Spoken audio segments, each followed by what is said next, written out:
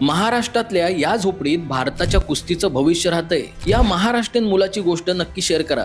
मनामध्ये काहीतरी करण्याची धमक आणि जिद्द असेल ना तर परिस्थिती सुद्धा गुडघे टेकते। याचं जिवंत उदाहरण म्हणजे लोहगावचा गोल्डन बॉय, नाव सनी फुलमाळी। पुण्यातील लोहगावचा 17 वर्षाचा पोरगा। बहरीनमध्ये झालेल्या आशियाई युवा कुस्ती स्पर्धेत त्यांनी 60 किलो वजनी गटात सुवर्ण पदक मिळवलंय। सनीचं कुटुंब गेल्या 15 वर्षापासून झोपडीत राहतंय।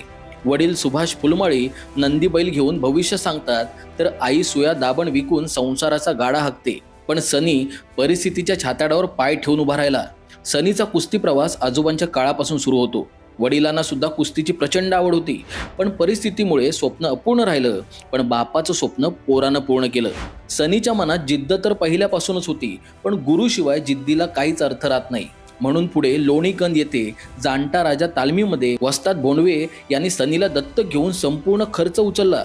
त्याला योग्य प्रशिक्षण, आहार आणि प्रेरणा दिली। सनी सांगतो, घरची परिस्थिती खूप कठीण होती, पण वस्ताद संदीप बोंडवे यांनी मला उचलून धरलं। त्यांच्या विश्वासाने मी आज इथपर्यंत पोहोचलोय। बहरीनमध्ये झालेल्या आशियाई युवा कुस्ती स्पर्धेत इराक, इराण, जपान, कोरिया यांच्यासारख्या देशांच्या पैलवानांना पराभूत करून सुवर्ण पदक जिंकत सनीने भारताचा झेंडा फडकवला।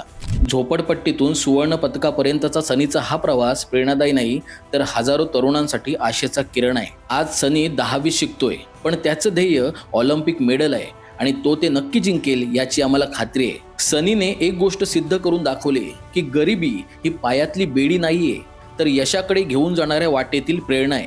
म्हणून या महाराष्ट्राच्या गोल्डन बॉयची व्हिडिओ प्रचंड व्हायरल करा आणि संवाद सेतूला फॉलो सुद्धा करा।